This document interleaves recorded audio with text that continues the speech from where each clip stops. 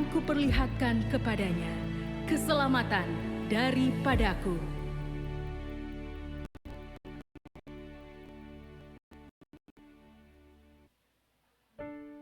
Pentakosta ketiga.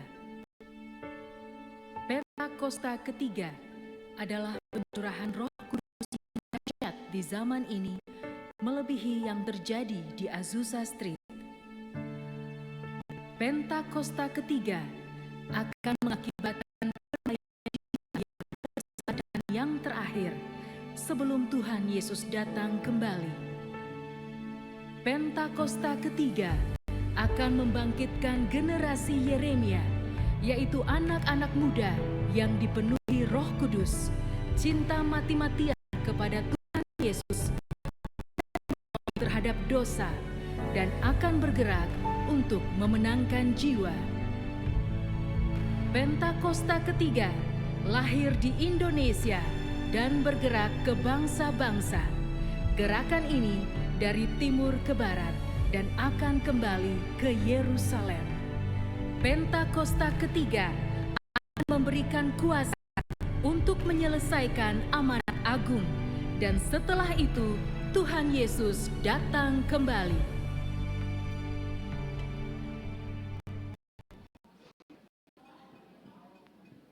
Selamat pagi, shalom Bapak Ibu Saudaraku, shalom. Boleh lambaikan tangan semua sama-sama, shalom. Haleluya, haleluya. Tuhan kita baik, apapun keadaan yang terjadi sekitar kita dan yang kita alami, percayalah semuanya mendatangkan kebaikan bagi setiap kita. Amin. Yang percaya katakan amin. Mari bangkit berdiri bersama-sama di hadapan Tuhan. Ayo memuji-muji Dia.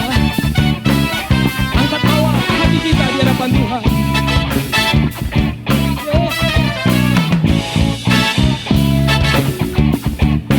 Kami datang menyembah-Mu, memuji-Mu. Katakan sama-sama. Ku tahu Allah turut bekerja di dalam segala perkara untuk mendatangkan kebaikan. Bagi siapa? Bagi yang mengasihi Dia. Saat lewati gunung dan lembah, ku takut bahaya. Pernyataannya ku rasakan di sepanjang jalan hidupku. Ayo sama-sama angkat tangan kita katakan.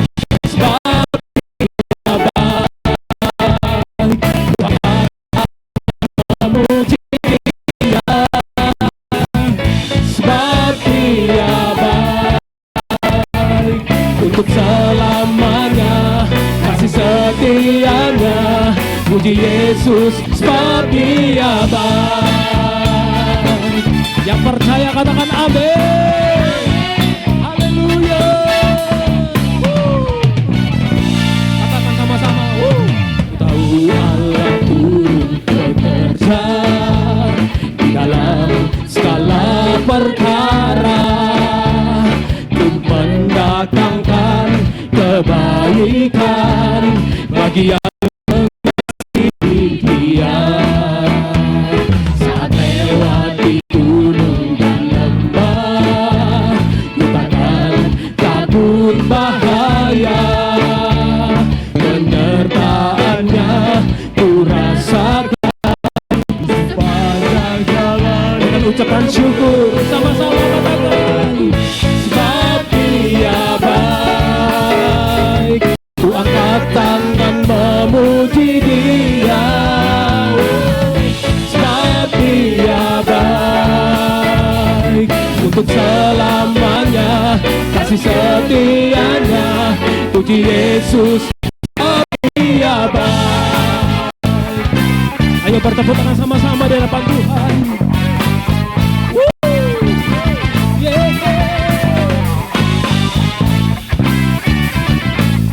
Kami bersuka cita Tuhan, memuji-muji-Mu. Katakan sama-sama.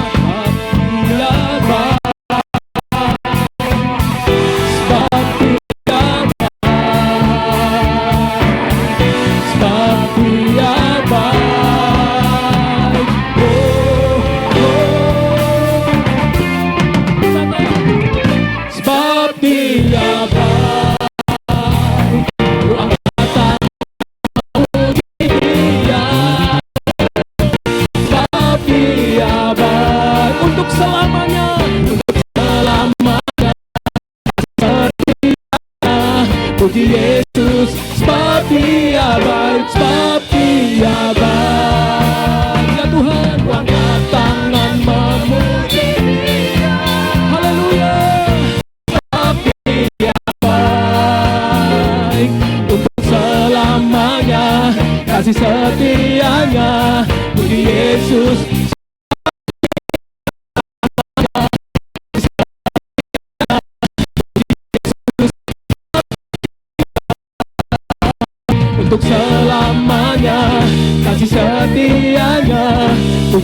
Yesus, sebab Dia baik.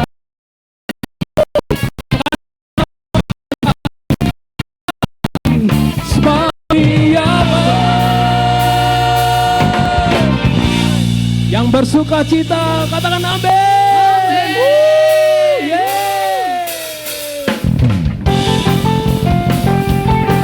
Ya Tuhan, Engkau kekuatan kami,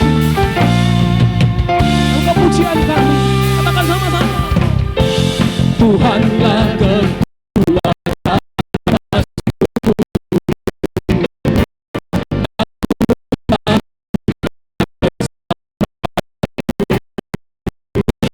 Hanya padamu hatiku percaya.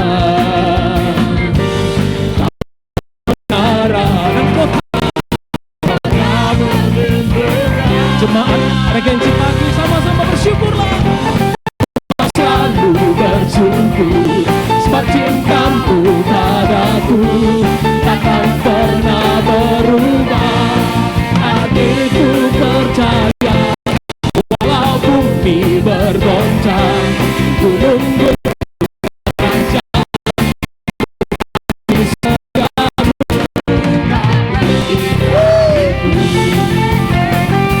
haleluya. Katakan Tuhan kekuatan kita.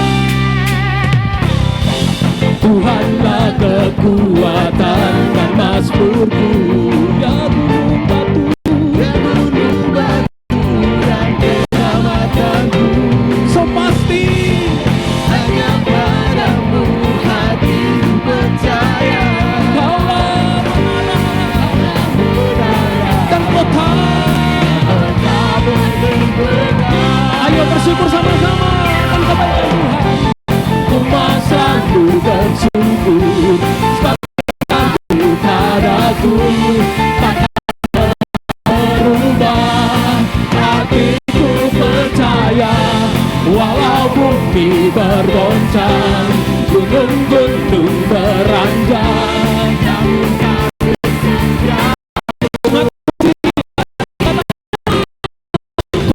selalu bersyukur. Takkan pernah, katakan dengan iman, percaya walau bumi bergoncang, gunung-gunung beranjak, tak pergi dariku. Lebih lagi ku selalu bersyukur sebab cintamu padaku takkan pernah berubah.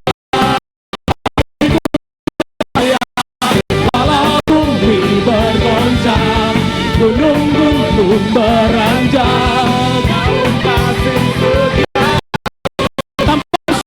Ayo bertepuk tangan sama-sama. Kau selalu bersyukur sebab cintamu padaku takkan pernah berubah.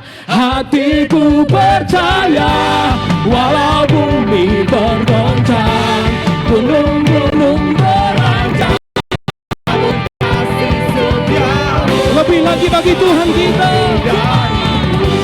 Ku mau selalu bersyukur sebab cintamu padaku takkan pernah berubah. Hatiku percaya walau bumi bergoncang, gunung-gunung beranjak, namun kasih setiamu tak pergi. Ayo katakan, kasih setiamu tak pergi. Kasih setiamu tak pergi dariku. Haleluya. Kita nyanyikan kebaikan Tuhan. Ayo angkat tangan sama-sama di hadapan Tuhan. Tuhanlah kekuatanku.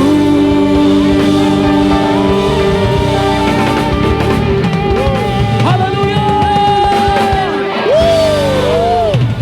Mari tanpa musik kita berikan tepuk tangan yang meriah bagi Tuhan.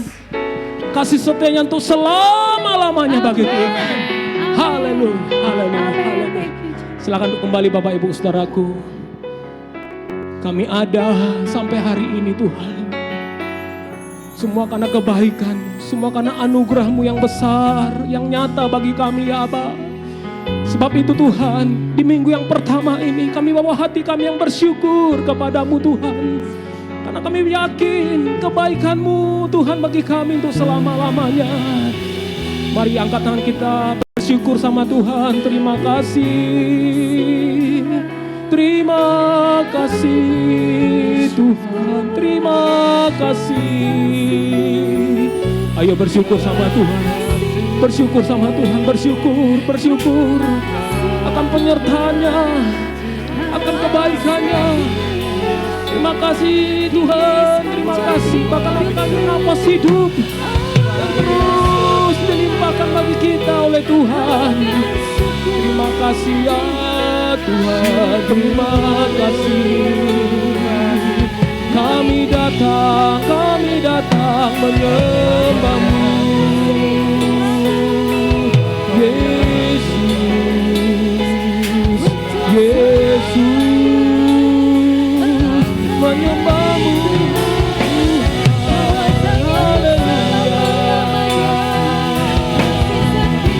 Terima kasih ya Tuhan, terima kasih. Hati kami bagi-Mu ya Tuhan. Naikkan pujian ini. Dalam segala keadaan,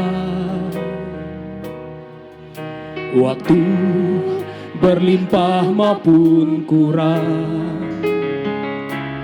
tetap Yesus yang mempesona hatiku. Dia beri damai dan kesempatan baru. Di setiap musim kehidupan, waktu ku kuat maupun lemah, tetap Yesus yang mempesona hatiku. Dia beri hidup dan kesempatan baru. Sekali Yesus, selamanya Yesus. Dengan iman harapanku tak akan hilang, karena kasih-Nya sekarang ku ada. Oh Yesusku, ku cinta Kau selamanya. Dari awal katakan, dalam segala keadaan, waktu berlimpah maupun kurang, waktu berlimpah maupun ingat Tuhan ada di sana. Dialah mempesona kita. tetap Yesus yang mempesona hatiku. Dia beri damai dan Dia kesempatan. beri damai dan kesempatan baru. Setiap musim kehidupan, Di setiap musim kehidupan, amin, amin. Waktu ku kuat maupun lemah, Tuhan ada di sana bagi kita. Dia menyertai, menopang kita. tetap Yesus yang mempesona hatiku. Ada kehidupan di dalam Yesus. Dia beri hidup dan kesempatan baru. Sekali Yesus, selamanya Yesus. Harapanku tak akan hilang, karena kasih-Nya sekarang ku ada. Oh Yesusku, ku cinta Kau selamanya. Sekali Yesus, sekali Yesus, selamanya Yesus. Harapanku tak akan hilang. Ada masa depan, ada kepastian di dalam Yesus. Karena kasih-Nya sekarang ku ada. Oh Yesusku, ku cinta Kau. Coba Tuhan sendiri katakan sekali. Boleh sambil mengangkat tangan di hadapan Tuhan, menaruh harapan kita kepada Dia. Amin, amin. Karena kasih-Nya lah, karena kasih-Nya kita ada. Haleluya. Biarkan musik memuji Tuhan. Mari nikmati hadirat-Nya, nikmati hadirat-Nya, nikmati kasih-Nya, nikmati jamahan-Nya.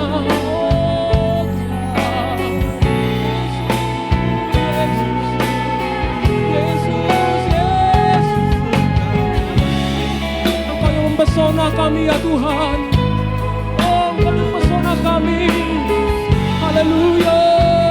Mari sekarang berbahasa roh, ya ralaba ya ralaba ya ralaba ya ralaba. Shandara la bala bala bala bala bala bala bala bala bala bala bala bala bala. Angkat iman kita, angkat hati kita, oh ya ralaba bala bala bala bala bala bala bala bala bala. Yesus, Kau segalanya kami ya Tuhan. Oh ya bala. Terus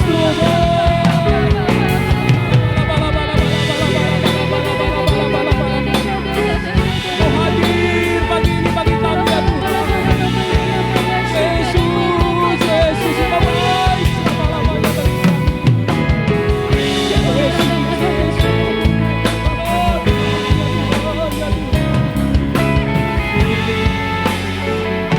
Mari buka tangan kita bersama-sama.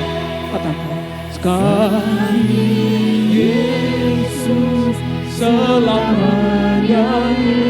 Yesus harapanku tak akan hilang, karena kasih-Nya sekarang ku ada. Oh Yesusku, oh Yesusku, oh kami bawa cinta kami kepadamu Tuhan. Kami bawa kerinduan kami di hadapan-Mu. Sekali Yesus, sekali Yesus selamanya. Yesus, oh harapan tak akan hilang. Ya Tuhan, ya Tuhan, ya Tuhan.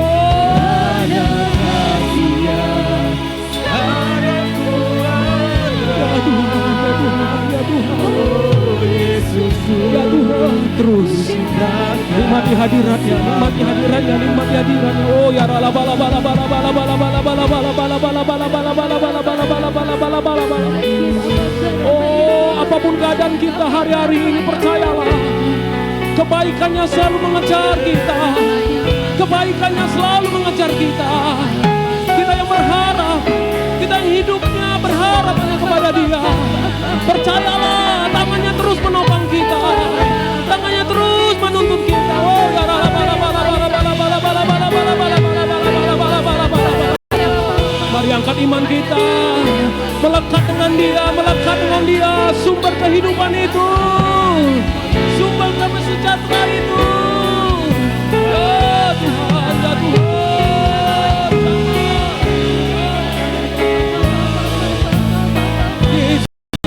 Yesus, haleluya.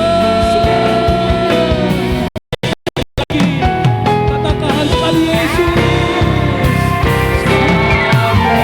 Yesus selamanya. Yesus harapanku takkan hilang. Kasih-Nya sekarang ku Yesusku. Satu kali lagi katakan sekali Yesus, sekali Yesus selamanya. Yesus harapanku takkan hilang.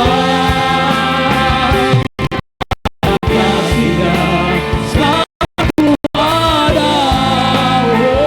Oh Yesusku, ku cinta Kau selama. Oh Yesusku, oh Yesusku, ku cinta Kau selamanya. Oh Yesusku, oh Yesusku, ku cinta Kau selamanya.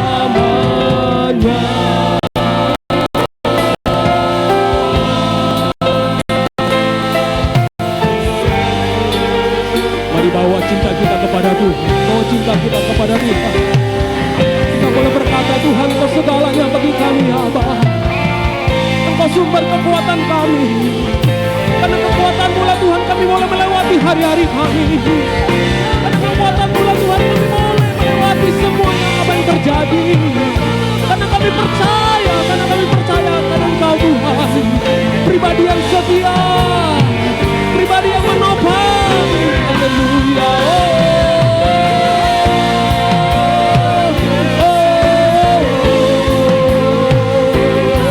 Mari tenggelamkan hati kita dalam hadirat-Nya, tenggelamkan hati kita dalam penyembahan-Nya.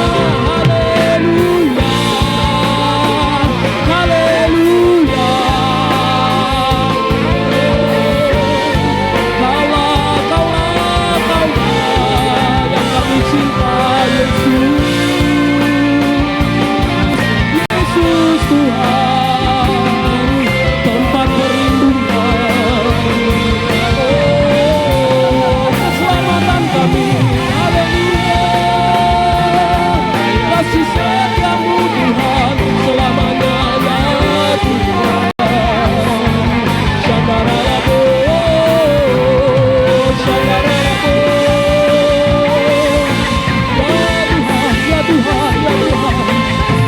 Rindukan akan Tuhan, rindukan akan Tuhan lebih lagi. Haleluya.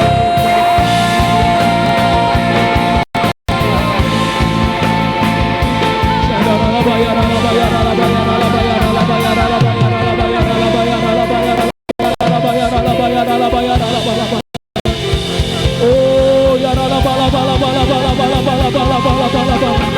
oleh karena kasih-Nya lah kita boleh mendekat sama Tuhan. Oleh karena kasih-Nya lah kita boleh merasakan jamahan-Nya.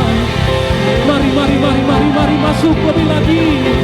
Masuk lebih lagi dalam hadirat-Nya. Tenggelamkan hati kita dengan kasih-Nya.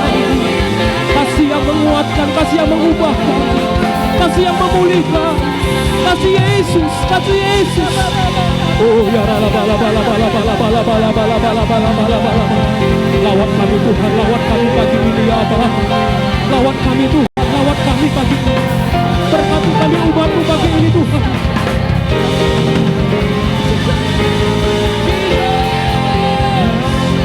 Jesus, Jesus, terus penuhi kami ya Allah. Roh Kudus, Roh Kudus. Ada kuasa Tuhan yang mengubahkan, menyembuhkan, membangkitkan. Jesus, Jesus, Jesus, Jesus. Oh ya bala bala bala bala bala bala bala bala bala bala bala bala.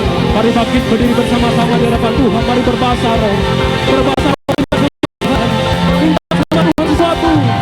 Minta yang terbaik dari Tuhan. Oh ya bala bala bala bala bala bala bala bala bala bala bala bala. Shandara bala bala bala bala bala bala bala bala.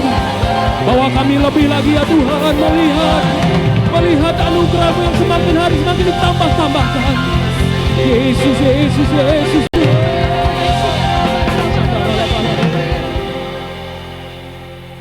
Jesus, Jesus, Jesus. Oh ya bala bala bala bala bala bala bala bala bala bala bala bala.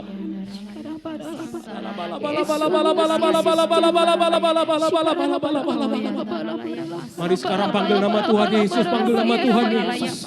Panggil nama Tuhan Yesus, Tuhan Yesus, Tuhan Yesus, Tuhan Yesus. Tuhan Yesus, Tuhan Yesus, Tuhan Yesus, Tuhan Yesus, Tuhan Yesus, Tuhan Yesus, Tuhan Yesus. Oh ya bala. Jamah kami ya Abah, jamah kami umat-Mu. Kami haus akan Engkau ya Abah. Oh ya bala.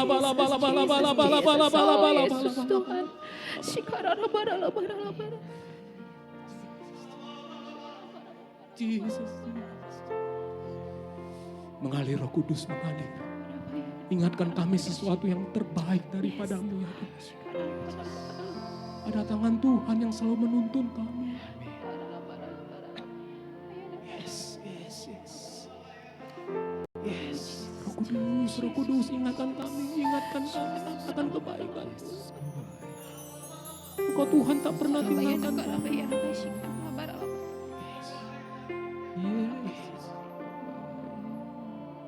Hanya Kau yang menjadi tempat jawab,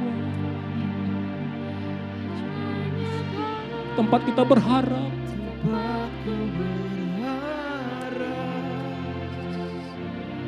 Berjalan bersamamu, ku takkan goyah, sebab tangan kasih tersedia bagi kita, tersedia bagiku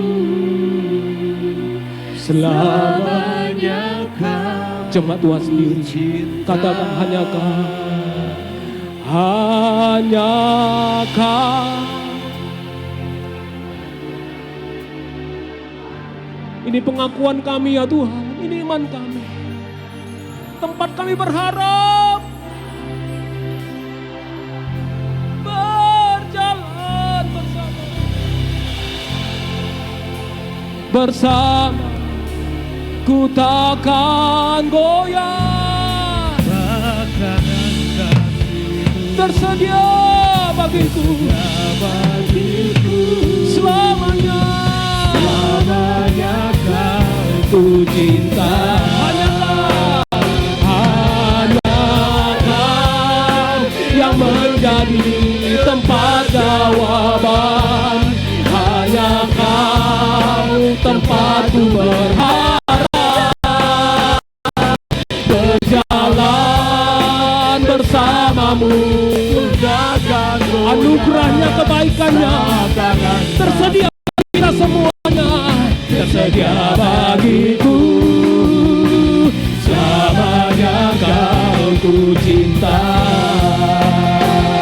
Lebih lagi katakan, hanya Kau yang menjadi tempat jawab, hanya Yesus tempat kami berharap. Berjalan bersamamu, takkan goyah, sebab tangan kasih-Mu tersedia bagiku selamanya. Kau ku cinta, sebab tangan kasih-Mu tersedia bagiku selamanya. Kau ku cinta, sebab tangan kasih-Mu tersedia bagiku selamanya. Kau ku cinta.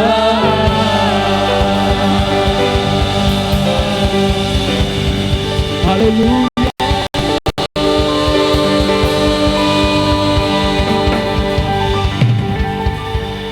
Bapak, kami bersyukur, kami berterima kasih buat semua anugerah yang Tuhan berikan buat kami. Kalau hari ini kami ada di bulan yang baru, di minggu yang pertama, kami bersyukur buat 9 bulan yang sudah kami lalui. Dan Tuhan selalu ada menyertai kami. Terima kasih Tuhan, kami sungguh sadari anugerah-Mu, kasih karunia-Mu berlimpah bagi kami semuanya. Apapun yang kami alami, dinamika hidup yang kami jumpai, semua itu tetap menunjukkan Allah tidak berubah. Allah tetap baik, Allah tetap mengasihi kami. Allah tetap ada bersama dengan kami dan hidup di dalam kami. Terima kasih ya Bapak, terima kasih. Biarlah pagi hari ini kami datang dengan hati yang bersyukur kepada Tuhan di ibadah raya ini ya Tuhan. Kami membawa hati yang menyembah, hati yang mengasihi Tuhan, hati yang menghormati Tuhan. Biarlah kiranya Tuhan juga terus yang melepaskan berkat dan anugerah-Mu bagi hidup kami. Sehingga kami di ibadah ini juga boleh menerima tuntunan kembali yang baru dari Tuhan. Seturut dengan apa yang menjadi kebutuhan umat-Mu di tempat ini. Mari Roh Kudus berbicaralah sesuatu, berbicaralah firman-Mu bagi kami semuanya. Sehingga firman Tuhan ini pasti akan bekerja dalam hidup kami. Firman-Mu pasti akan mengubahkan sesuatu yang penting dalam hidup kami. Mari Roh Kudus berkati dan urapi kami semuanya. Dan juga berkati setiap umat-Mu Tuhan. Kalau di minggu yang pertama ini kami juga akan membawa persembahan kami. Persembahan ucapan syukur kami.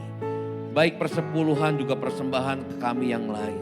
Biarlah ini semua kami bawa dengan hati yang berterima kasih kepada Tuhan. Buat semua berkat-berkat yang sudah Tuhan berikan bagi kami. Bapak terima kasih, Tuhan terima kasih. Terima kasih Bapak, kami akan masuk ke dalam firman Tuhan. Dan kami juga akan membawa persembahan kami. Dengan hati yang bersyukur kami akan melakukannya. Dalam nama Tuhan Yesus kami berdoa. Amin. Ya, shalom Bapak Ibu semuanya. Silakan duduk Bapak Ibu. Ya, salam sejahtera bagi Bapak Ibu semua. Kita di minggu yang pertama ini kita akan kembali membawa persembahan kita ya Bapak Ibu ya. Baik persepuluhan, persembahan umum kita sekali saja melakukannya.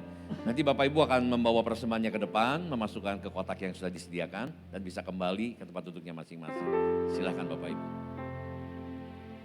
Janjimu seperti fajar pagi hari yang tiada pernah terlambat bersinar. Cintamu seperti sungai yang mengalir dan ku tahu betapa dalam kasih-Mu. Janjimu seperti fajar pagi hari yang tiada pernah terlambat bersinar. Cintamu seperti sungai yang mengalir dan ku tahu betapa dalam kasih-Mu.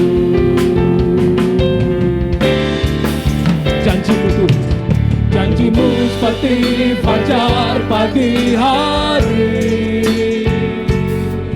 yang tiada pernah terlambat bersinar. Cintamu seperti sungai yang mengalir dan ku tahu betapa dalam kasih-Mu. Dan ku tahu betapa dalam kasih-Mu. Dan ku tahu betapa dalam kasih-Mu.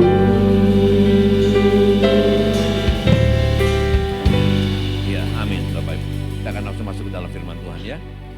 Nah Bapak Ibu, hari ini saya akan sampaikan di 3 kali ibadah ini, tapi dengan 3 khotbah yang berbeda Bapak Ibu, meskipun dengan satu tema besar yang sama, tapi dengan sudut pandang yang berbeda. Dan harapan saya, doa saya ketika saya persiapkan ini dengan 3 sudut pandang yang berbeda, biarlah Bapak Ibu di dalam ibadah yang pertama, ini doa harapan saya Bapak Ibu memang menemukan pesan yang kuat itu bagi Bapak Ibu. Sehingga Bapak Ibu hadir di dalam ibadah yang pertama tidak secara kebetulan mendapatkan tema juga yang sama sesuai dengan keadaan Bapak Ibu. Tapi kalau Bapak Ibu juga ingin mendengar yang lain sudut pandangnya tentang tema besar yang saya akan bagikan ini, kami sudah siapkan semuanya di YouTube Bapak Ibu. Jadi bisa didengar untuk yang lainnya, untuk bisa memperkaya, untuk bisa lebih mendapatkan pesan yang lain tentang sudut pandang yang akan saya sampaikan. Nah hari ini tema besarnya adalah damai di dalam atau di tengah dunia yang keras. Itu tema yang ingin saya sampaikan sepanjang hari ini, tapi nanti ada 3 sudut pandang yang berbeda yang ingin saya bagikan sama Bapak Ibu. Jadi ini adalah temanya, damai di dalam dunia yang keras. Bukan damai di tengah-tengah situasi yang tenang. Kalau damai di tengah situasi yang tenang, dunia bisa berikan sama Bapak Ibu. Dunia tawarkan itu. Tapi damai di dalam dunia atau di tengah dunia yang keras, itu dunia gak bisa berikan. Itu hanya Tuhan yang bisa memberikannya kepada kita. Nah, menurut survei Bapak Ibu dari data statistik Menteri Kesehatan tahun 2025 di Indonesia. Jadi ini up to date sekali ya Bapak Ibu. Dari 280 juta jiwa diperkirakan, artinya ini bisa lebih dari itu. Karena angka 30%, diperkirakan 30% populasi memiliki penyakit mental.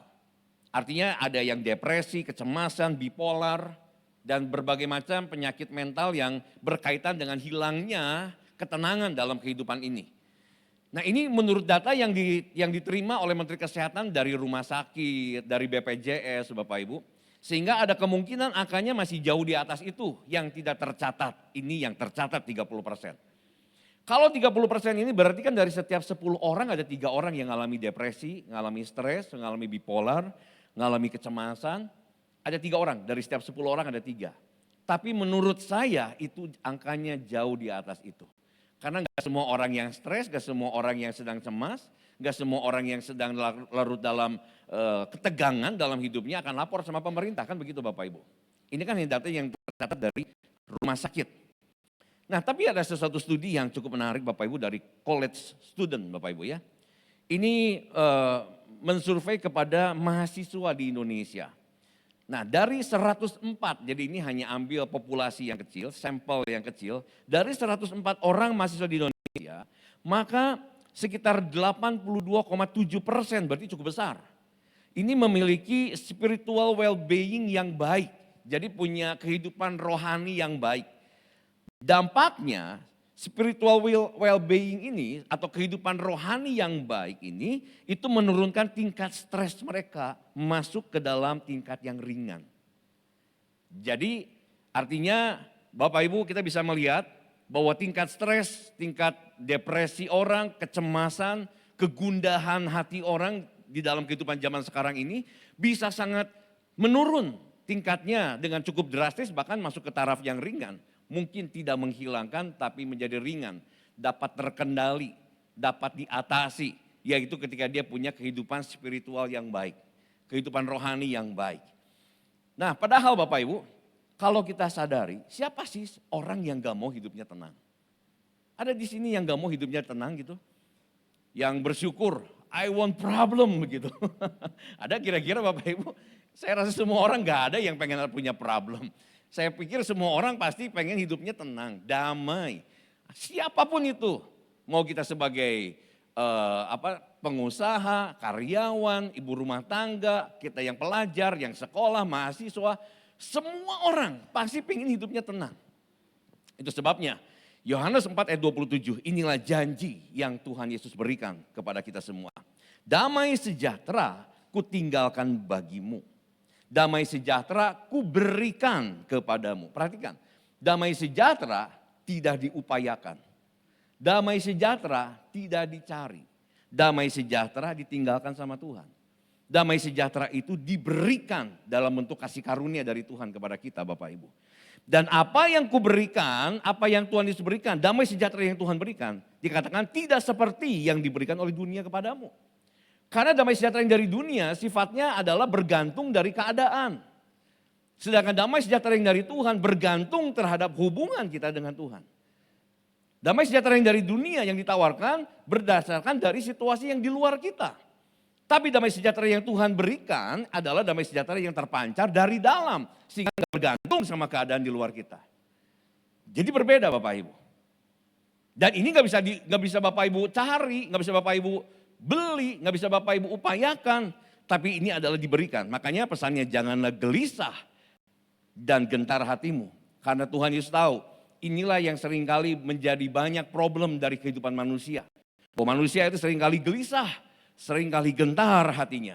Makanya Tuhan menawarkan sebuah janji Bapak Ibu. Yaitu damai sejahtera yang diberikan. Damai sejahtera yang ditinggalkan. Bukan damai sejahtera yang kita upayakan. Nah sementara banyak manusia Bapak Ibu yang berpikir bahwa supaya punya hidup yang tenang, hidup yang damai, maka mereka harus mengupayakan banyak hal.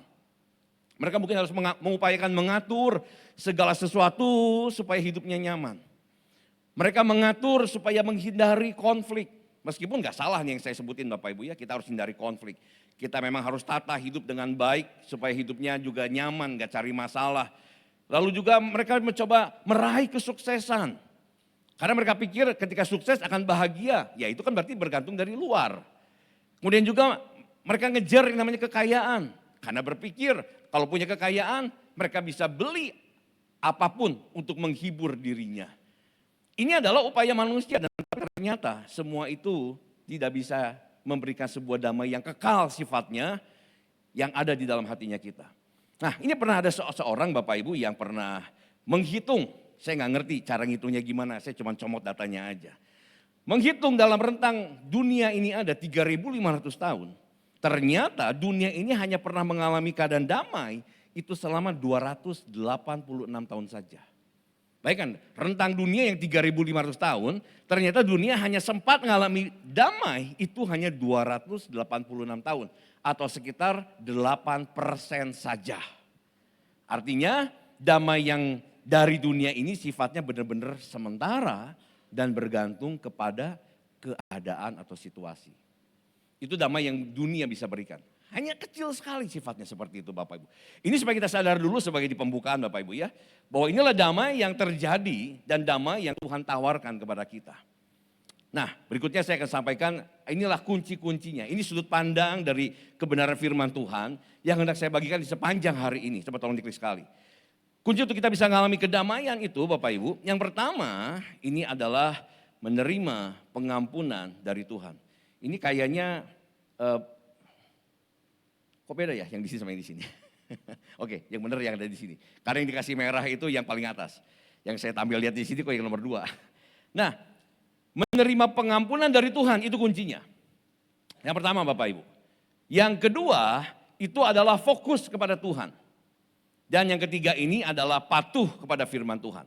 Nah ini 3 kunci untuk bisa mengalami kedamaian yang dari Allah tadi. Yang diberikan, yang ditinggalkan sama Tuhan. Maka kita harus terima pengampunan dari Tuhan. Yang kedua kita harus fokus kepada Tuhan. Nanti ini ibadah kedua yang fokus kepada Tuhan.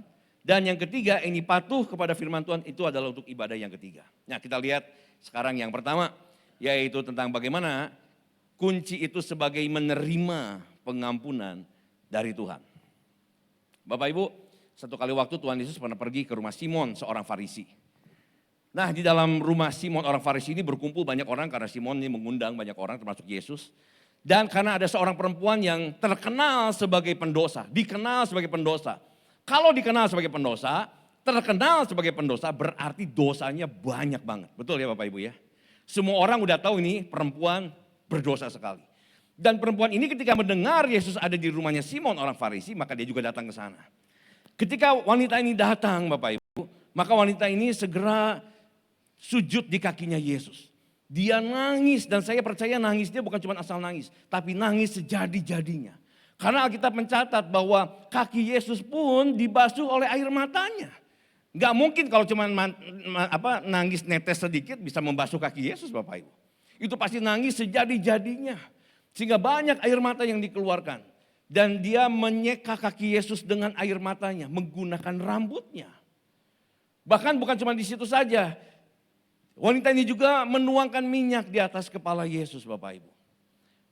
Nah, lalu setelah ada perbincangan-perbincangan dengan orang Farisi ini Bapak Ibu, karena orang Farisi bilang gini, memang Yesus tidak tahu tuh siapa wanita itu. Kok mau maksudnya dilayani oleh wanita seperti ini ya. Setelah selesai percakapannya, perhatikan apa yang Yesus katakan kepada wanita ini. Yuk kita lihat ya. Dari Lukas pasal 7 ayat ke-48 sampai ke-50. Saya lihat dari versi BIMK. Bahasa Indonesia masa kini. Karena di dalam versi ini lebih jelas ya disampaikannya. Lalu Yesus berkata kepada wanita itu, dosa-dosamu sudah diampuni. Orang-orang lain yang duduk makan bersama Yesus mulai berkata satu sama lain, siapa orang ini? Sampai dapat mengampuni dosa. Karena pegang baik-baik Bapak Ibu. Yang mereka tahu, yang semua orang Yahudi tahu, yang sanggup dan punya kuasa mengampuni dosa cuma Allah. Hanya mereka nggak tahu bahwa Yesus itu adalah Allah. Makanya dia bertanya, siapakah Yesus ini? Kok dia bisa mengampuni dosa? Karena hanya memang Allah yang bisa mengampuni. Nah berikutnya ya. Tetapi Yesus berkata kepada wanita itu, karena engkau percaya kepadaku, engkau diselamatkan. Pergilah dengan damai. Lihat, ayat ini menunjukkan ada sebuah korelasi yang sangat kuat sekali antara pengampunan dosa dengan kedamaian. Betul Bapak Ibu ya? Lihat yang saya kasih garis bawah Bapak Ibu. Bahwa dosa yang sudah diampuni itu erat kaitannya dengan kedamaian. Makanya Tuhan bilang gini, kamu sudah diampuni, sekarang pergilah dengan damai. Tadinya sebelum dia diampuni dosanya, hidupnya gak bisa ada yang namanya kedamaian. Karena memang dosa ini Bapak Ibu akan merampas kedamaian. Setuju Bapak Ibu? Dosa itu akan merampas kedamaian. Dan dosa ini menjadi sumber kegelisahan yang selama ini tidak bisa diatasi. Dosa ini akan menjadi sumber kegelisahan terdalam manusia.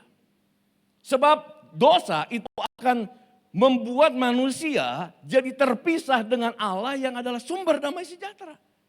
Makanya ketika orang hidup dalam dosa, pasti dia gak akan ada damai. Karena dia terpisah dengan Allah yang sumber damai sejahtera. Yang ada justru pada orang itu adalah kegelisahan, rasa takut, rasa bersalah, tidak layak, tertuduh, penuh dengan banyak hal-hal yang negatif dalam hidupnya ini Bapak Ibu. Dan yang pasti dia nggak ada ketenangan, tidak ada yang namanya damai sejahtera. Apalagi Bapak Ibu ketika orang hidup dalam dosa, maka iblis ini adalah si penuduh Bapak Ibu. Dan dia akan menuduh, dia akan membuat sampai kita merasa tidak layak, tidak berharga, diintimidasi terus sama si iblis Bapak Ibu. Ketika orang hidup dalam dosa, makanya nggak ada ketenangan. Akan ada perasaan bersalah terus yang menekannya. Dan juga akan mengalami penyesalan yang akan terus menghantuinya dia. Itu kalau orang hidup di dalam dosa.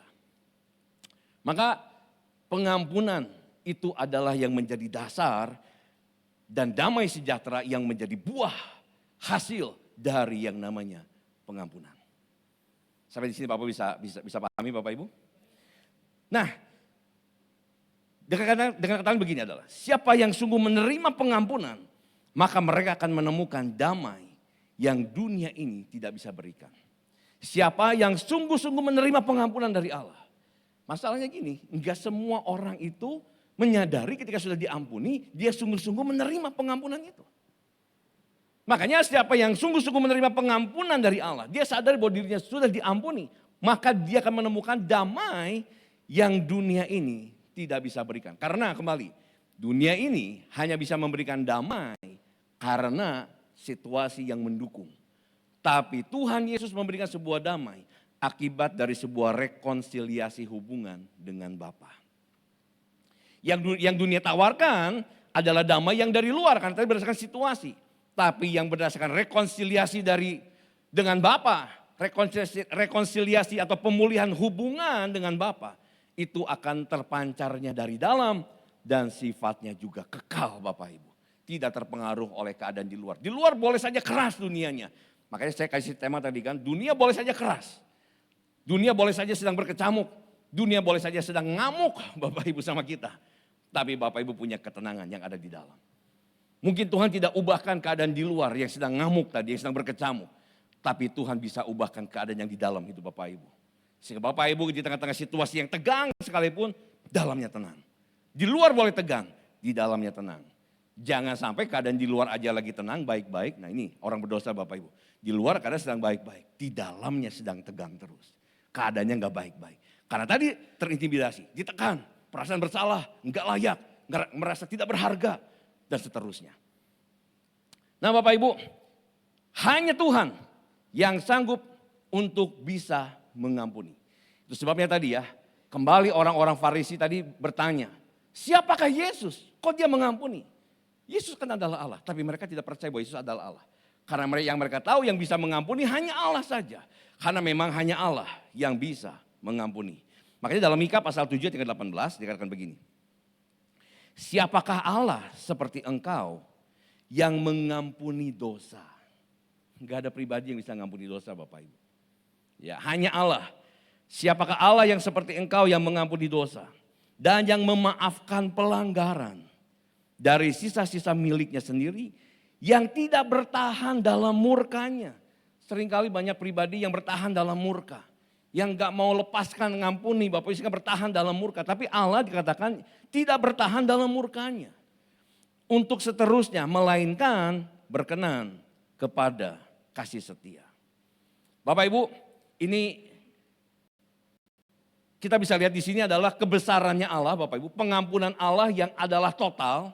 Artinya begini, pengampunan yang dari Allah ini adalah pengampunan yang benar-benar bisa membungkam dan melumpuhkan segala suara-suara yang datang dari masa lalu kita.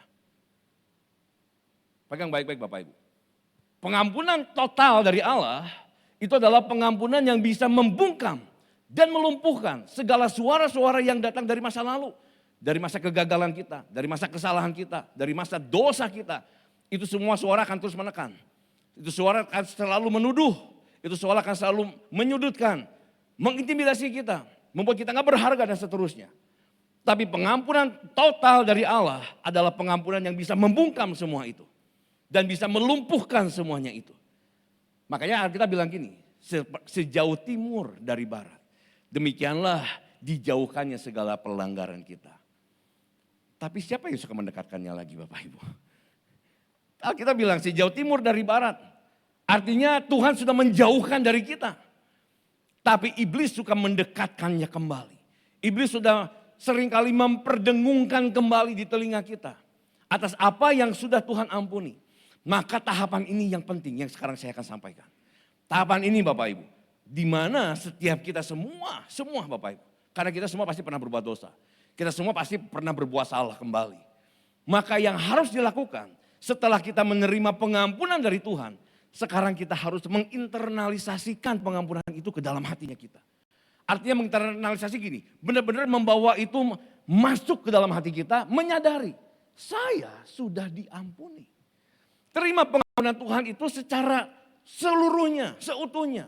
Jangan cuma sebagian. Sebagian itu artinya begini, dalam pikiran kita tahu bahwa kita sudah diampuni, tapi batin kita masih belum memahaminya. Batin kita masih belum menerima sepenuhnya. Batin kita masih menuduh juga kepada diri kita sendiri. Jadi pengampunan dari Allah artinya kita berdamai dengan Allah. Tapi waktu kita menginternalisasi ke dalam diri kita. Kita namanya sedang berdamai dengan diri sendiri. Nah bagian ini yang sering kali terlupakan. Terus sebabnya kenapa Bapak Ibu dalam masalah ini. Orang sekalipun udah diampuni sama Tuhan. Tapi hidupnya gak damai terus hatinya. Pernah ada yang ngalami seperti ini Bapak Ibu. Tuhan sudah ampuni kok kita. Tapi kok hidupnya masih nggak tenang juga, masih nggak damai. Karena bagian ini yang sering kali terabaikan. Dan bagian ini juga yang menjadi sering jadi pergumulan dari banyak orang Bapak Ibu. Bahkan tokoh-tokoh Alkitab yang hebat-hebat. Nanti saya akan tunjukkan sama Bapak Ibu. Mereka juga bergumul dengan hal yang sama. Ternyata ini bukan cerita baru, ini cerita lama. Alkitab pun sudah menunjukkan. Orang-orang hebat pun juga sudah mengalami dan bergumul di area yang sama. Mereka yang bersalah, mereka yang berdosa, Tuhan sudah ampuni, tapi mereka terus masih mempersalahkan dirinya. Mereka masih terus mengalami kekecewaan terhadap dirinya. Mereka nggak berdamai dengan dirinya sendiri. Mereka sudah berdamai dengan Allah, iya, karena mereka sudah terima pengampunan dari Allah. Tapi mereka belum berdamai dengan dirinya sendiri. Nah inilah Bapak Ibu yang perlu untuk kita sama-sama pelajar di hari ini. Supaya kita bisa beres dalamnya hal yang satu ini. Artinya Bapak Ibu juga perlu mengampuni dirimu sendiri. Yang mau dikatakan amin. Tuhan sudah ampuni kita, sekarang bagian kita mengampuni kita. Ingat Bapak Ibu, kita mengampuni diri sendiri bukan karena kita pantas diampuni. Tapi karena kita sudah diampuni lebih dulu sama Tuhan. Lah kalau Tuhan aja sudah ampuni kita, masakan kita nggak ampuni diri kita sendiri? Betul Bapak Ibu? Tuhan aja udah mengampuni, berarti di mata Tuhan kita layak diampuni. Kita menerima anugerah untuk diampuni. Masakah kita sekarang memandang diri yang sudah diampuni sama Tuhan nggak layak diampuni? Kita berdamai dengan Allah tapi sekarang kita menolak berdamai dengan diri kita sendiri. Ingat Bapak Ibu dalam dunia ini musuh terbesar bukan iblis lagi. Karena iblis sudah ditaklukkan di kayu salib. Tapi musuh terbesar kita adalah dirimu sendiri Bapak Ibu. Ketika Bapak Ibu gak bisa berdamai dengan dirimu sendiri, itu sebabnya orang akhirnya gak pernah menemukan kedamaian yang sejati. Dia gak pernah bisa tenang. Karena perasaan bersalah akan selalu menuduh atas setiap kegagalan yang pernah dia lakukan dulu. Penyesalan-penyesalan itu akan selalu muncul kembali. Ingat Bapak Ibu, ketika kita sudah bertobat, maka tadinya si iblis yang dalam posisi sebagai penuduh, sebagai penggoda, sebagai si pencoba, itu fungsinya si iblis. Itu peranan dia, si penggoda, si pencoba. Sekarang ketika Bapak Ibu sudah bertobat, dia berputar peranannya. Dan peranan dia sekarang sebagai si penuduh, sebagai si pendakwa Bapak Ibu. Sampai membuat kita akhirnya benar-benar merasa gak layak, gak berarti lagi. Padahal Tuhan sudah ampuni, tapi kitanya yang tidak melakukan itu. Nah, Bapak Ibu saya mau ajak lihat di sini. Lihat Yudas yang pertama. Yudas mengalami yang namanya penyesalan dan rasa bersalah. Dan ini ternyata menekan sekali. Siapapun orang yang kena ini Bapak Ibu, penyesalan dan rasa bersalah, hidupnya pasti tidak akan ada damai. Sebab penyesalan dan rasa bersalah ini itu menjadi pencuri nomor satu kedamaian yang ada dalam hati kita. Betul Bapak Ibu? Ya, penyesalan kita, rasa bersalah kita itu akan menjadi pencuri kedamaian. Pencuri nomor satu, pencuri paling kuat artinya. Yang mengambil kedamaian dalam hatinya kita. Dan Yudas Iskariot sudah mengalaminya.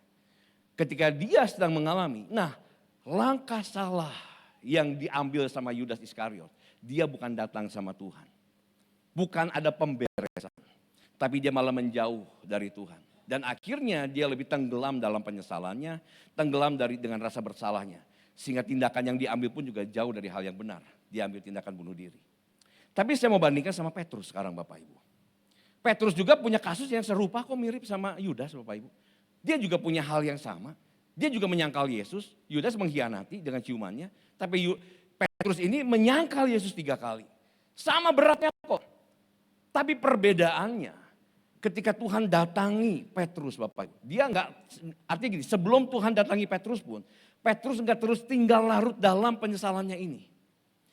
Terbukti ketika Yesus datang, sekarang berkomunikasi di tepi danau Galilea Bapak Ibu. Ketika Yesus datang bicara, Petrus, apakah engkau mengasihi aku? Petrus jawab, iya Tuhan, aku mengasihimu. 3 kali hal itu diucapkan. Ini banyak orang yang berpikir hanya menafsirkan Bapak Ibu. Kenapa 3 kali Tuhan tanya? Karena itu untuk menetralkan 3 kali penyangkalan yang Petrus lakukan. Tapi terlepas dari itu hanya sekedar angka, tapi yang terjadi dialog di sana adalah di mana Tuhan sedang memulihkan hatinya Petrus. Supaya Petrus tidak larut di dalam rasa bersalah dan penyesalannya. Tapi tahukah Bapak Ibu? Dialog itu sebetulnya di mana Yesus sudah mengampuni Petrus. Betul kan Bapak Ibu ya? Tuhan Yesus sudah menerima kembali Petrus. Udah, kamu sudah berbuat salah, sudah berbuat dosa. Ayo sekarang aku kasih tanggung jawab lagi. Gembalakan domba-dombaku. Itu menunjukkan bahwa Petrus sudah diampuni. Tapi lihat, apakah Petrus yang sudah diampuni ini benar-benar sudah menginternalisasikan pengampunan dari Tuhan itu ke dalam hatinya? Ternyata saya kalau lihat kehidupan Petrus Bapak Ibu, dia pun mengalami hal yang seringkali banyak kita alami. Merasa kembali tertuduh, merasa kembali konflik batin karena dia belum terima sepenuhnya. Bukan berarti sepenuhnya dia tidak terima, tapi ada bagian yang dia belum terima. Nampak nyata ketika dia sekarang sudah jadi rasul, ketika dia berkumpul dengan orang-orang non-Yahudi. Orang-orang non-Yahudi di zaman itu dikenal sebagai orang-orang fasik Bapak Ibu. Orang-orang yang tidak bersunat katanya begitu. Dan mereka tidak bergaul, harusnya demikian. Tapi Petrus sedang makan bersama. Sehingga satu kali waktu mereka makan bersama ini, datanglah Yakobus. Dan Yakobus ini dikenal sebagai orang yang konservatif banget Bapak Ibu. Artinya orang yang garisnya tegas begini. Pokoknya dia adalah pro orang Yahudi begitu. Begitu Petrus lagi makan lihat Yakobus datang, dia segera pindah meja, dia segera angkat kaki. Kenapa terjadi begitu? Sampai Paulus tegur Petrus Bapak Ibu. Kenapa Petrus sampai melangkah meninggalkan itu? Karena rupanya Petrus pun punya sesuatu yang masih berkecamuk dalam batinnya. Ingat kejadian penyangkalan Yesus dulu. Itu karena Petrus punya masalah tentang soal opini orang terhadap dia. Dan hal yang sama terjadi ketika hal itu. Petrus juga punya masalah yang sama tetap, hanya memang dengan kasus yang berbeda. Bahwa Petrus juga sedang punya masalah, dia ingin tetap opini orang terhadap dia tetap benar, pengennya begitu. Akhirnya perbuatan dia ini bahkan menyeret Barnabas saja pun juga terseret ke dalam kemunafikannya Petrus Bapak Ibu. Dan itu sebabnya Paulus tegur keras Petrus saat itu. Sebab Paulus menegur karena begini, penginjilan yang mereka sedang lakukan adalah hendak mempersatukan yang Yahudi dan yang non-Yahudi. Tidak ada perbedaan. Tapi sikapnya Petrus justru membuat itu seolah-olah nampak jadi kayak terpisah. Tapi yang saya lihat, perhatikan Bapak Ibu, ada sebuah kesamaan. Ini menunjukkan bahwa Petrus sedang tetap mengalami bayang-bayang dari masa lalunya. Dia pernah punya masalah tentang opini atau pandangan orang. Dia sangkal Yesus karena tentang hal itu. Dan kali itu juga Bapak Ibu sama. Dia juga berhadapan dengan opini orang. Dia tidak mau lagi mendapat pandangan yang buruk dari Yakobus. Makanya dia berlaku munafik seperti itu. Tapi perbedaannya, nah ini. Sekarang kondisi Petrus sudah jauh berbeda. Sekalipun ada yang samanya. Perbedaannya adalah sekarang Petrus dengan rendah hati menerima teguran dari Paulus. Berbeda dengan dulu waktu penyangkalan. Dia benar-benar menolaknya. Sampai dia marah, sampai dia mengutuki. Betul kan Bapak Ibu? Tapi Petrus yang sekarang dia sudah berubah. Sekarang dia tidak marah, tapi dia bisa menerima dengan rendah hati. Bahkan bukan cuma sampai di situ Bapak Ibu, berarti lihat ada perubahan. Pertobatan yang sungguh-sungguh itu memang selalu akan membawa orang pada perubahan. Dan terakhir ketika dia masa tuanya, dia tulis ini dalam 1 Petrus 5 ayat yang ke-5b. Perhatikan ini. 1 Petrus 5 ayat yang ke-5 bagian B-nya. Ya ini tadi ayat-ayat yang udah saya ceritakan ya, jadi saya nggak usah bacakan lagi ya. Di Galatia 2 ayat 11 sampai 13. 1 Petrus 5 ayat 5b, ini ayat ditulis sama Petrus ketika dia ada dalam masa tuanya. Dan kamu semua rendahkanlah dirimu seorang terhadap yang lain. Sebab Allah menentang orang yang congkak, tetapi mengasihani orang yang rendah hati. Jadi Petrus ini sedang menunjukkan sebuah kematangan dari karakter yang sudah terbentuk dalam hidupnya soal tentang kerendahan hati. Maka dia sekarang mengajar kepada orang supaya orang pun punya kerendahan hati. Jadi lihat Bapak Ibu, dari kisahnya Petrus saya ingin sampaikan begini. Bahwa ternyata pengampunan dari Tuhan itu sempurna adanya. Tapi pemulihan itu perlu proses. Waktu yang berjalan ternyata nggak menghilangkan semua jejak penyesalan yang terjadi pada diri Petrus. Masih nampak bekas-bekasnya ketika dia berhubungan tadi dengan orang-orang yang non-Yahudi. Dan waktu Yakobus datang itu menunjukkan sebuah bekas-bekas yang masih sisa, masih ada. Jadi pemulihannya ini butuh waktu, enggak seketika langsung hilang. Tapi pengampunan dari Tuhan itu sempurna adanya. Hanya untuk kita pulih secara total itu butuh waktu. Jadi kalau hari ini Bapak Ibu ada yang sedang bergumul masih dengan area itu. Padahal Bapak Ibu sudah diampuni, segala kesalahan yang pernah kita buat. Bapak Ibu asal sudah akui di hadapan Tuhan, dia sudah ampuni. Tapi masih banyak orang yang sampai hari ini ketika ingatan itu muncul, dia terus menuduh dirinya. Terus mempersalahkan dirinya. Bapak Ibu sadari bahwa pemulihan itu adalah butuh proses, butuh waktu yang berjalan. Bapak Ibu sudah diampuni, kita hanya perlu terus menyadarkan diri, menginternalisasikan pengampunan Tuhan ke dalam diri kita. Supaya damai itu menguasai di hati. Bisa dipahami Bapak Ibu? Lihat sekarang Daud. Ini juga tokoh berikutnya yang kita kenal di Alkitab dengan begitu hebatnya. Daud juga kita tahu, dia juga orang yang pernah jatuh ke dalam dosa. Berzina dengan Batsyeba Bapak Ibu. Tapi Daud sudah diampuni. Di kitab Samuel, Tuhan sudah ampuni Daud. Bahkan Tuhan pun berjanji tidak akan meninggalkan Daud. Tapi Mazmur, di dalam kitab-kitab Mazmur kita bisa melihat bagaimana Daud yang masih bergumul dengan batinnya.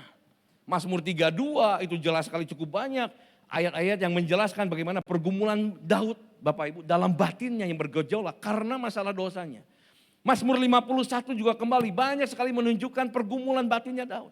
Jadi artinya orang seperti Daud aja yang berkenan sama Tuhan ketika sudah diampuni, pengampunan dari Tuhan total artinya sempurna. Tapi bagi Daud pribadi urusan dengan batinnya dia perlu waktu, perlu berproses. Enggak serta-merta langsung hilang penyesalannya. Enggak serta-merta langsung hilang rasa bersalahnya. Itu adalah hal yang wajar artinya Bapak Ibu. Coba kita lihat. Nah ini ayat yang paling terkenal di dalam Mazmur 51 yang menunjukkan atau cukup mewakili dari apa yang dirasakan oleh Daud akibat dari dosanya yang dia sesali. Dia bilang gini, korban sembelihan kepada Allah itu bukan emas, bukan perak lagi bagi dia saat itu. Tapi jiwa yang hancur. Lihat Bapak Ibu. Daud sedang menunjukkan kondisi hatinya. Daud sedang menunjukkan kondisi jiwanya. Jiwanya gak baik-baik aja. Padahal dia sudah diampuni, iya. Tapi jiwanya itu adalah jiwa yang hancur. Hati yang patah. Bapak bisa lihat, ini cermin hatinya Daud Bapak Ibu. Kondisi hati Daud saat dia sedang bergumul dengan batinnya sendiri. Dia perlu terus menginternalisasi pengampunan Allah ke dalam hatinya. Dia perlu berdamai dengan dirinya sendiri. Dan remuk dikatakan, lihat. Bukan cuma sekedar hancur tapi sudah remuk. Tidak akan kau pandang hina ya Allah. Bisa terbayang Bapak Ibu orang yang mengucapkan kalimat ini kondisi jiwanya seperti apa? Berarti bukan cuma Bapak Ibu yang sedang mengalami hal ini. Petrus mengalami, Daud mengalami. Dan masih banyak tokoh di Alkitab juga yang bergumul dengan hal yang sama. Artinya ini bukan cerita baru. Ini bukan kisah di zaman kehidupan modern zaman sekarang saja. Tapi ini adalah kisah yang memang dialami oleh siapapun. Termasuk dari zaman di Alkitab. Jadi kalau hari ini Bapak Ibu masih bergumul dengan itu semuanya. Hari inilah kesempatan untuk setiap kita, ayo bisa beresin semua itu Bapak Ibu. Kita perlu terus menyadarkan diri bahwa kita adalah orang-orang yang sudah diampuni sama Tuhan. Ya, kalimat terakhir sebagai penutup, Imam Musik boleh siap-siap. Tolong diklik sekali. Pengampunan itu bukan akhir dari pertobatan. Jadi Bapak Ibu jangan berpikir kalau sudah diampuni, itu namanya akhir dari pertobatan. Tapi itu justru adalah awal. Jadi pengampunan yang Bapak Ibu terima itu baru awal, bukan akhir perjalanan kita. Awal dari hati yang baru untuk semakin indah di hadapan Tuhan. Seperti Petrus tadi, lihat Bapak Ibu, ketika dia sudah diampuni, maka dia sekarang pertobatan sungguh dia ini membawa dia semakin berkembang dalam kerendahan hatinya. Itu bisa nampak di sana. Dulu dia marah, bahkan sampai mengutuk ketika dia ditegur. Ketika dia berkaitan dengan tentang opini orang terhadap dirinya. Tapi setelah sekian lama dalam pertobatan, setelah berproses yang cukup panjang, ada kasus yang serupa muncul. Ada teguran kembali sama yang muncul yang menduduk ke dalam dirinya. Meskipun dalam kasus yang hanya serupa saja. Tapi nampak di sana respon Petrus sudah berbeda. Dia tidak lagi marah. Alkitab tidak mencatat Petrus mendebat atau melawan kepada Paulus. Tapi dia menerima kesalahannya dengan rendah hati. Bahkan sampai di akhir masa tuanya, kitab 1 Petrus ditulis itu adalah kira-kira hanya tinggal beberapa tahun masa hidupnya Petrus saja. Itu di masa tuanya Petrus. Dan dia menunjukkan, dia ajarkan kepada kita semua para pembacanya. Rendahkanlah hatimu semua, rendahkanlah dirimu. Dia mengajarkannya, berarti dia sudah semakin matang. Semakin baik, semakin indah, semakin jadi. Jadilah seperti Petrus. Jadilah seperti Daud Bapak Ibu. Mereka pun bergumul dengan semuanya itu. Tapi mereka berjalan semakin hari. Dalam prosesnya itu menghasilkan kehidupan yang semakin indah. Yang mau dikatakan amin. Keindahan bisa muncul karena dalam perjalanannya Bapak Ibu berjalan dengan kedamaian. Tidak lagi dengan tertuduh. Tidak lagi dengan merasa tidak berharga, tidak berarti, terus diintimidasi. Tidak layak, tapi Bapak Ibu sudah dilayakkan sama Tuhan. Bapak Ibu adalah sebagai anak-anaknya Allah. Amin ya. Ya biarlah kiranya firman Tuhan ini menyadarkan setiap kita siapapun. Kalau kita sedang bergumul di area itu, sedang menyesal terus dengan apa yang pernah terjadi. Sedang kecewa dengan dirimu sendiri, dengan semua yang pernah kita alami. Sedang merasa terus tertuduh bersalah. Kita seolah sedang merasa terpenjarakan dalam batin kita sendiri. Kita gak bisa mengampuni kita di masa yang lalu. Padahal Tuhan sudah ampuni Bapak Ibu. Yuk kita datang sama Tuhan. Kita bangkit berdiri Bapak Ibu. Sejauh timur dari barat, Engkau membuang dosaku. Tiada Kau ingat lagi pelanggaranku.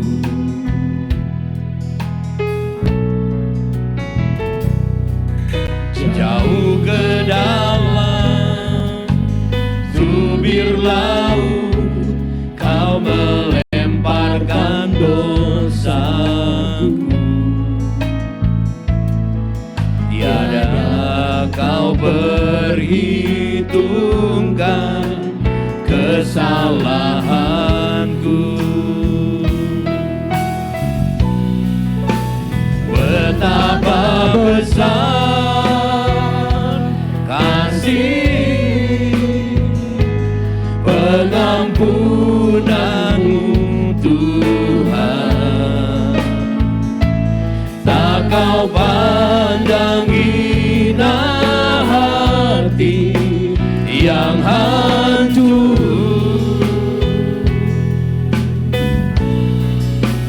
Ku berterima kasih kepadamu ya Tuhan. Pengampunan yang Kau beri, pulihkanku.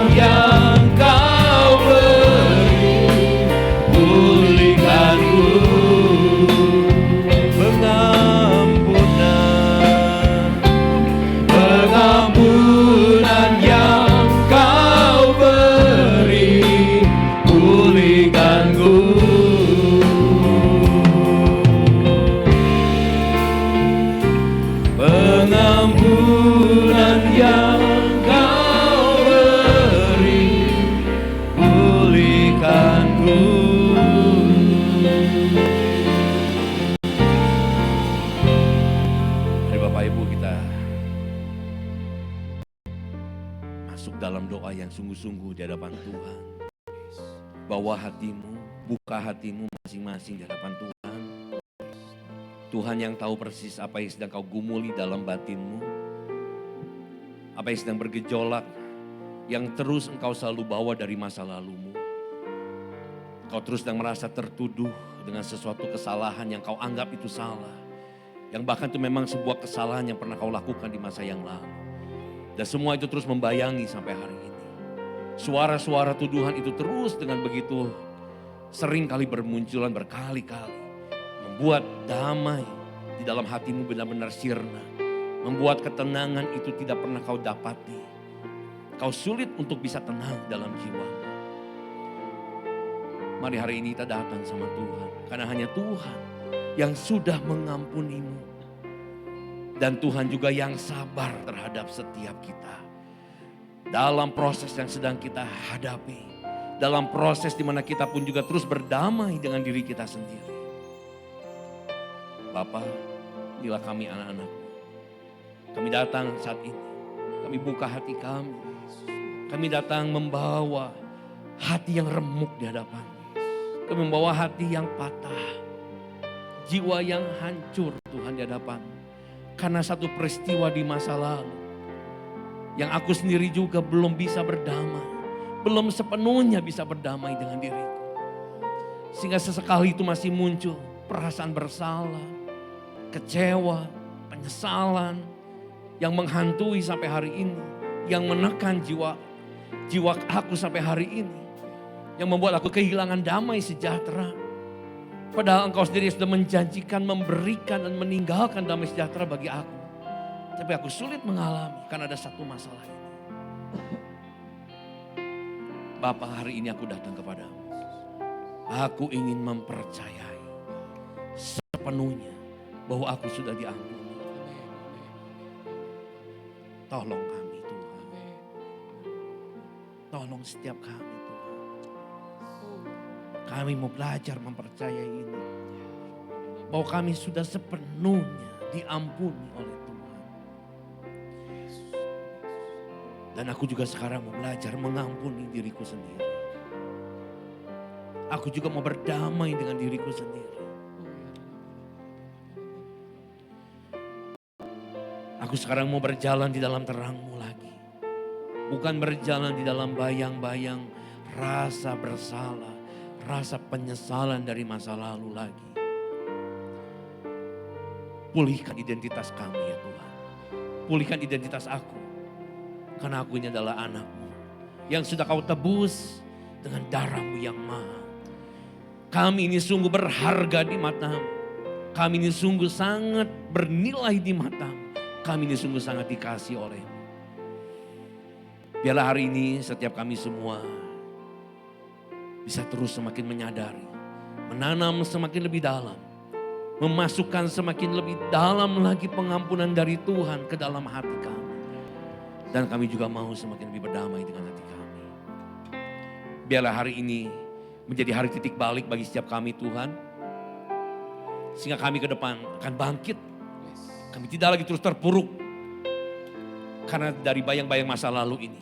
Kami akan bangkit, kami akan menang. Kami akan berdiri tegap lagi. Kami akan berjalan melangkah lagi ke depan bersama dengan Tuhan. Melihat kemuliaan yang sedang Tuhan siapkan.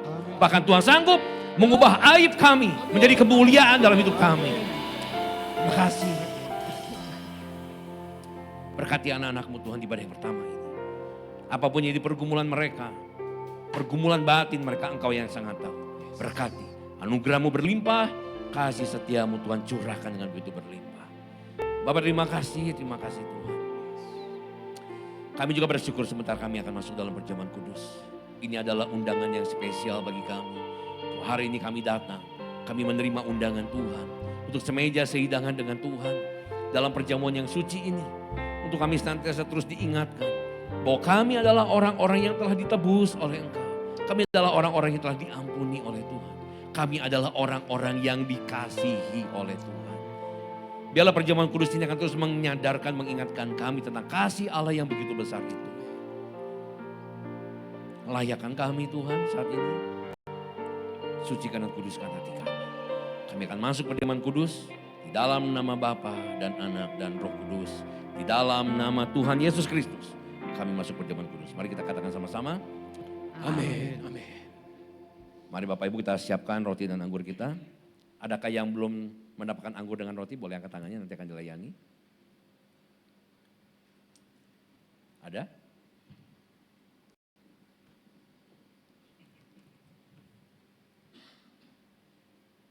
Ya, oke ya, sudah terlayani semua. Mari Bapak Ibu. Sebab apa yang telah kuteruskan kepadamu telah kuterima dari Tuhan, yaitu bahwa Tuhan Yesus pada malam waktu ia diserahkan mengambil roti. Mari kita ambil roti di tangan kanan kita. Dan sesudah itu ia mengucap syukur atasnya, ia memecah-mecahkannya dan berkata, inilah tubuhku yang diserahkan bagi kamu. Perbuatlah ini menjadi peringatan akan aku. Bukankah roti yang kita pecahkan adalah persekutuan dengan tubuh Kristus? Mari kita makan dalam nama Tuhan Yesus.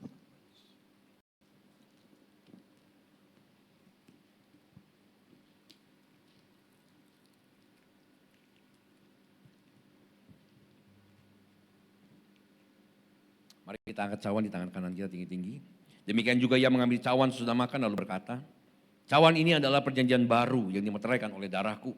Perbuatlah ini setiap kali kamu meminumnya menjadi peringatan akan aku. Bukankah cawan yang atasnya kita ucapkan syukur adalah persekutuan dengan darah Kristus? Mari kita minum di dalam nama Tuhan Yesus.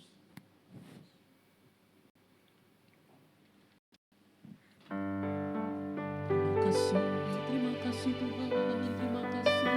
Ucapkan syukur, ucapkan terima kasih sama Tuhan Bapak Ibu. Terima kasih Bapak. Terima kasih. Terima kasih Tuhan.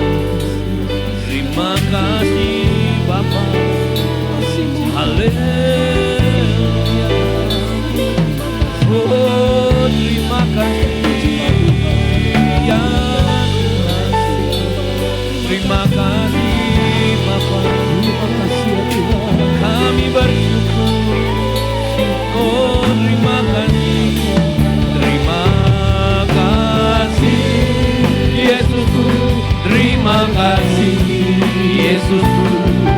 Puji syukur hanya bagi Tuhanku. Terima kasih Yesusku. Terima kasih Yesusku. Puji syukur hanya bagi Tuhanku. Puji syukur hanya bagi Tuhanku. Puji syukur hanya bagi Yesusku.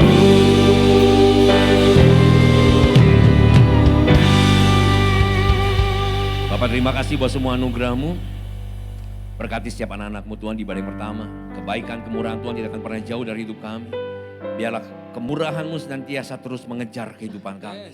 Bahkan berkat Tuhan diperintahkan datang ke setiap rumah tangga kami ya Bapak. Berkati anak-anak-Mu dalam setiap pekerjaan, usaha, buat kesehatan setiap kami. Berkati anak-anak kami yang studi. Berkati orang tua kami, beri kesehatan. Berikan semua anugerah-Mu Tuhan. Pagari hidup kami, kelilingi hidup kami dengan kebaikan Tuhan. Biarlah sepanjang tahun ini Tuhan kami akan melihat kebaikan Tuhan menjadi seperti mahkota dalam kehidupan kami. Bapak terima kasih buat semuanya Tuhan.